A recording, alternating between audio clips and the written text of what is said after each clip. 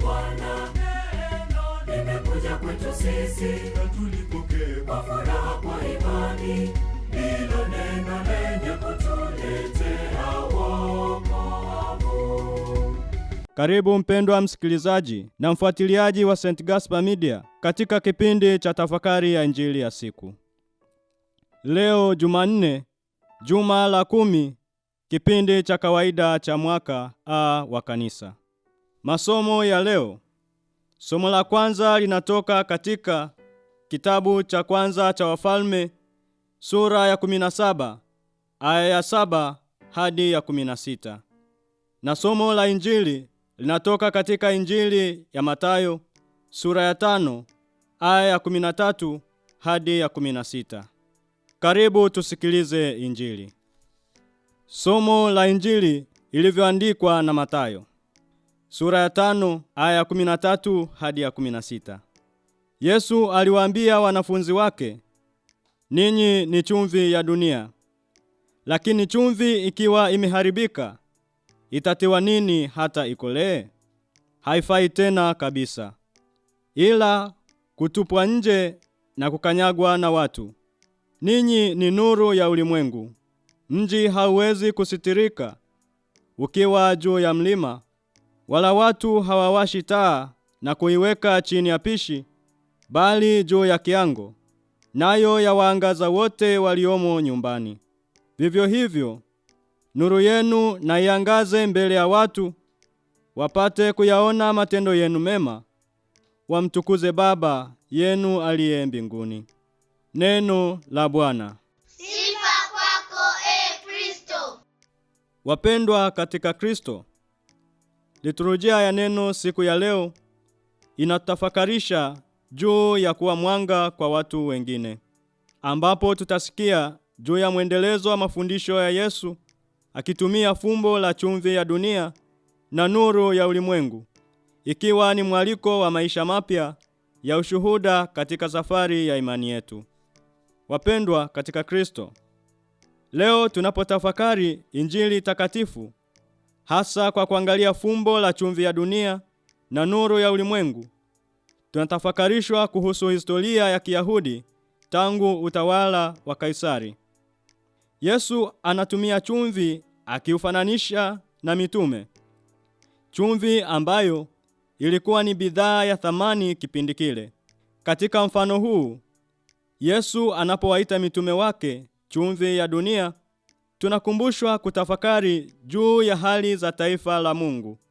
Kama tunavyofundishwa katika katekisimu ya Kanisa Katoliki namba 782 kwamba utume wa taifa la Mungu ni kuwa chumvi ya dunia na nuru ya ulimwengu, ambapo taifa hili ni mbegu hakika kabisa kwa ajili ya ubinadamu wote, ya umoja, ya tumaini na ya wokovu. Pia lengo lake la mwisho ni ufalme wa Mungu ulioanzishwa duniani na Mungu mwenyewe, na lazima uendelezwe zaidi na zaidi hadi mwisho wa nyakati, ukikamilishwa na yeye mwenyewe. Kumbe katika hili tunapata tafakari ya kina zaidi juu ya taifa la Mungu kama chumvi ya dunia. Vile vile Yesu anatumia chumvi ya dunia kuwaita mitume kwa sababu zifuatazo. Sababu ya kwanza, chumvi inawakilisha usafi. Warumi waliamini kuwa chumvi ni kati ya vitu visafi kwa sababu ya muonekano wake, ikiwekewa umuhimu mkubwa katika matumizi yake. Ni katika muktadha huu ambapo Yesu anawafundisha wanafunzi wake kuwa mfano wa usafi kwa wale wanaowazunguka. Hii ni katika mazungumzo yao na maisha yao kwa ujumla. Sababu ya pili, chumvi inatumika kama kihifadhi. Kabla ya kukua kwa teknolojia na kuvumbuliwa vifaa vya kuhifadhia vitu vyenye kuharibika kwa uharaka, chumvi iliaminika kama njia pekee ya kuhifadhi vitu vyao vyenye kuharibika. Vile vile, nasi kama wafuasi wa Kristo, kama vile chumvi ilivyotumiwa kuhifadhia vitu vyenye kuharibika, tunaalikwa leo kuishi maisha yanayompendeza Mungu kwa ajili ya kulinda jamii na taifa isiharibiwe kwa udanganyifu na kutengeneza upya jamii yenye kufuata maadili na misingi ya imani yao. Sababu ya tatu, kuongeza ladha kwenye chakula. Tangu zamani, chumvi imetumika kama kiungo muhimu cha kuongeza ladha kwenye chakula. Bila hicho, chakula kinakosa uthamani wake hata kama kimeandaliwa vizuri. Kumbe, ni katika chumvi tunapata ladha na kiu ya kupata kile ambacho tunakitamani. Vile vile katika maisha yetu, tunaalikwa si tu kuishi maisha yenye kuonekana na watu kama wema, bali kuwafanya wawe na kiu ya kumfuata Mungu kupitia mifano yetu ya maisha kwao kama kichochezi na mabadiliko yao. Hivyo, kama chumvi ya ulimwengu, tunahimizwa kuonyesha utofauti wa maisha yetu kama wafuasi wa Kristo. Kama tukishindwa kuonyesha utofauti wa mitindo ya maisha yetu, haiwezi leta tumaini jipya na mabadiliko kwa wale wasiomfuata Kristo kama kiongozi wa maisha yao. Ni katika chumvi hii, kila mmoja analo jukumu la kuhakikisha kila mtu anarudi kwa Mungu bila kujali mateso atakayopata katika maisha ya kumshuhudia yeye. Wapendwa katika Kristo, Yesu hakuishia kuwaita mitume chumvi ya dunia, bali aliendelea kuwaita nuru ya ulimwengu, akiwatambulisha kama wanaomwamini Mungu na wafuasi wa Kristo.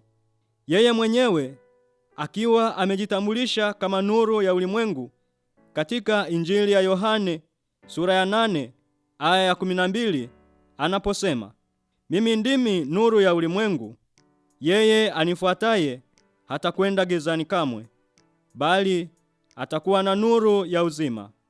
Katika Injili hii, Yesu anawakumbusha mitume kwamba hauwezi kuwasha taa na kuiweka chini ya pishi, bali juu ya kiango, ili isizimike. Pia anawahimiza wanafunzi wake akifundisha kuwa tusifiche ushuhuda wetu wa Kristo kwa kuizima mishumaa yetu, kukata tamaa, bali tunapaswa kung'aa hata katika giza na kuleta mwanga. Katika hili, sio kwamba sisi kuwa mwanga tunatoa suluhisho la matatizo ya watu wengine, bali tunaonyesha mwanga unaomwakisi Kristo ili watu wakiuona wamuone Kristo katika maisha yetu. Hivyo basi, kama tulivyosikia katika ujumbe wa Injili ya siku ya leo ambao ni kuwa mwanga kwa watu wengine, tuongozwe na ujumbe huu siku zote ili tujenge mfumo mpya wa maisha wenye kuchagua kilicho chema kwa kuishi maisha ya fadhila na kuacha kilicho kibaya kwa kutotenda dhambi, ambapo ni katika hayo mioyo yetu inajawa na shauku ya kutafuta kutenda mema, huku kuwafanya wengine wabadilishwe na mienendo yetu ili tuwafanye wengi wampende Kristo na mwisho tukafurahi pamoja naye huko mbinguni baada ya maisha ya hapa duniani. Na kushukuru kwa kutafakari pamoja nami Injili ya leo. Niliyekuletea tafakari hii ni mimi Frateli Adesius Fabiani Tushabe wa shirika la wamisionari wa damu takatifu ya Yesu kutoka seminari kuu ya Mtakatifu Gaspari del Bufalo, Kola, Morogoro. Itukuzwe damu ya Kristo. Milele amina.